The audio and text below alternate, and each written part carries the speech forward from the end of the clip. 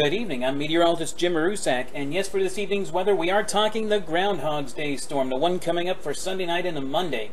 And when watching for the decision from the Groundhog, we'll have to ask the following question for your soundtrack. Is it Danny Kaye Singing in the Rain, Burl Ives' Let It Snow, or Vanilla Ice's Ice Ice Baby? We don't want the third one, but we'll just have to see what goes on as we go on this evening. First off, so let's take a look at the surface map for the listening area. And we are looking at, first off, the storm developing over in Colorado as of earlier on this afternoon. Warm front stringing all the way through Kansas, Nebraska, through Iowa near Interstate 80, and then going over towards slicing the lower part of Michigan before it makes its way over towards central parts of Ontario. Secondary cold air mass with this big ridge of high pressure over in northern Manitoba, right now just slicing through the Twin Cities. So as we head out to the satellite map for this evening, we can take a look at the satellite loop going through for the water vapor loop. Remember how earlier this afternoon I was talking about the disturbance from Alberta? Well, here's that disturbance in question. And why that's important? Because this is the one that's eventually going to mix with this moisture coming up from the south. And once it comes up from the south, that's when we eventually see our big potential for snow and or rain and or possibly ice. And what we get, well, that's what we're going to be going on as we go on throughout the evening hours into tomorrow night, into Monday. So getting back into what we're going to be seeing for this evening, right now, after we saw the surface in the upper air, our next stop is going to be heading over towards the model maps. And I know some people don't like talking about them, but I will, and I'll show you the difference. First off, we actually have the models looking quite similar for the later on this evening. System out west heading over towards Pacific, but the system developing over towards Colorado. All the models pretty much have that pretty similar, and even the upper air features for the most part look pretty similar throughout most of the suite of the models. But as we head on towards the morning hours tomorrow morning, that's when the storm really starts to form over in the Midwest, going over towards the Kansas City area in the morning. And once again, the model's still pretty unified in what they want to do, but you can start to see the differences a little bit in this tilt in this rear shortwave, and the one that I highlighted here. And if you look at the orientation, most of them are slanted, going a little bit this way, but this one's going a little more vertically, and that's going to be key as we go on. That's where we're going to be looking out in the Rockies. So as we look towards tomorrow evening, that's when things really start to get ugly for the Northeast. That's when the differences start to emerge. You start to see where basically the NAM model, that's the more high resolution model, that's actually trying to spread the energy out a little bit more. You can see that in how the low is oriented. But when you look at the GFS, it's actually keeping a little more compact towards the upper part of the waves, leaving the shorter part of the wave a little bit off, and that's leading to a little bit of a sharper area of low pressure. And when you head over towards the Canadian model, the more global model in this case, you actually see more of the energy on the trailing side compared to the front side. And that's actually leading to the low going a little bit further south. So when you have that contrast going on, that's when you start to see the model differences that everybody starts to get headaches out in the weather community. So as we head on towards Groundhog's Morning, yes, when we're looking at the shadow, this is where the model differences really become apparent, and this is where all the headaches come in. We're actually going to see the high-resolution model sort of keeps the energy fairly spread out and fairly unified, stretching all the way from southern Ontario, going back over towards the Mississippi Valley. And that makes the low going over towards, stretching from Pittsburgh, over towards D.C., and then going out towards C. But if you look at the more GFS, the more global model, the one they just redid recently, that actually is a little bit more towards the vertical, which makes a little bit of difference. Plus, it also puts the energy a little bit further north over toward the front end of this wave, and that makes a little bit difference because that actually brings the system a little bit further north, and that brings some warmer air in with it too, and that's going to be causing a little bit more of an icy solution for Pennsylvania. As for a Canadian model, that actually keeps the energy a little bit further south. That actually has the area of low pressure over towards southeastern Ohio, and then stretching over towards Richmond, and that further south solution actually keeps us in a little bit more snow. But that result, I mean, you can see that here with what's called this line right here that you see dashed and then black over here. That's actually the zero degree line at 850. That's basically freezing. And you can see with the higher resolution model, it's actually a little bit further south, still about, Highway 22 going from Allentown back towards Pittsburgh. But with the GFS, the more global model, because it's a little more standing up properly, you actually see this area of the area of colder air going all the way down, going all the way back towards Ohio, but the warmer air surging all the way back up, even as high between Interstate 80 and US 6, and that is a very high solution, very warm solution. That'll be a very icy solution if you're up on the knob and also over towards northeastern Pennsylvania. And as for the Canadian model, you can see the further south, that keeps the warmest air down towards the turnpike. And when you do that, you're going to be seeing snow all the way from Allentown going up towards Buffalo, and you can even see over towards southern Ontario. It remains all snow. Upstate New York, it's no question, it's all snow. So the big problem is going to be Pennsylvania, Virginia, New Jersey, and over towards New York City. But then as we go towards Monday night, all the systems start to unify and bring the system back out to the ocean. But the big difference you can see is the system is a little bit more stood up. You can see the energy further south in the Canadian.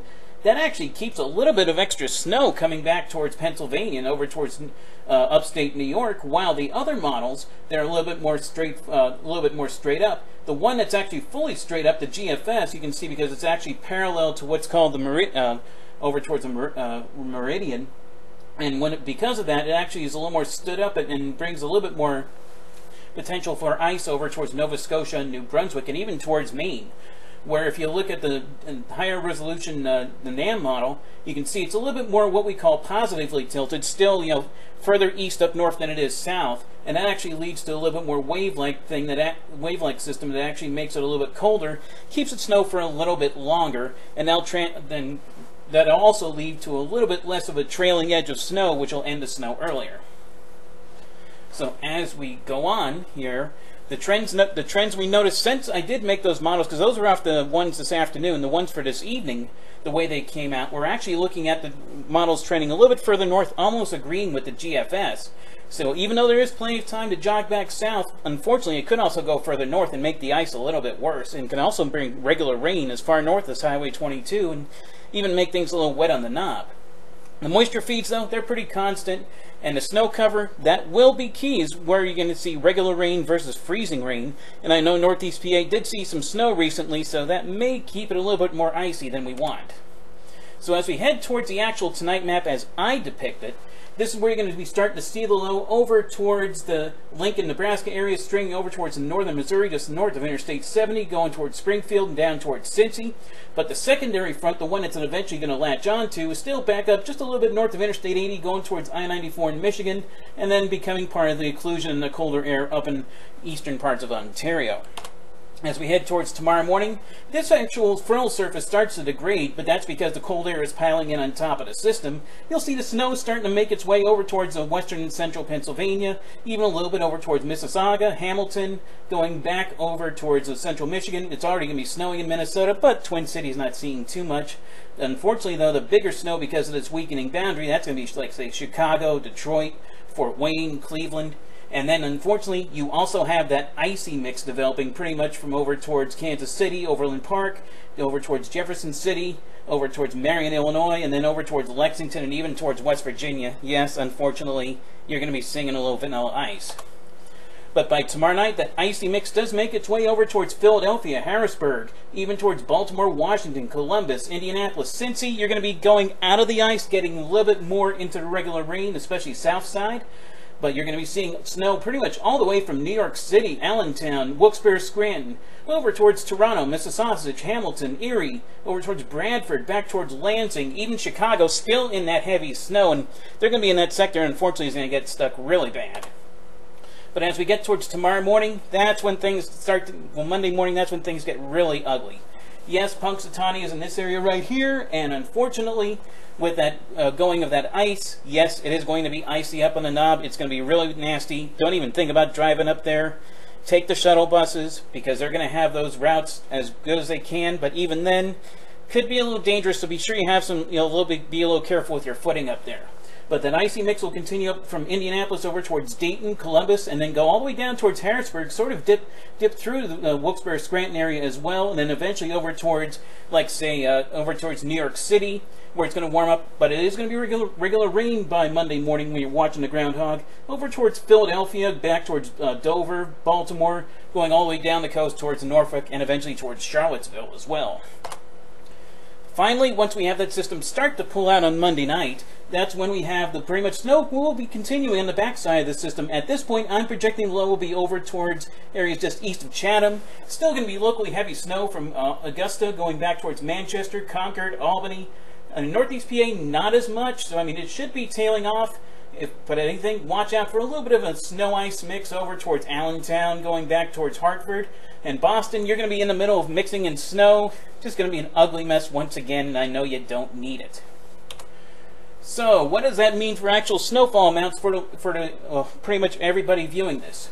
Well, pretty much we are going to be seeing some very heavy snow pretty much all the way north of Interstate 80 over towards Interstate, just south of Interstate 90 from just north of Boston towards Manchester, going over towards the Interstate 86 corridor, including Binghamton, Elmira, Corning, Jamestown.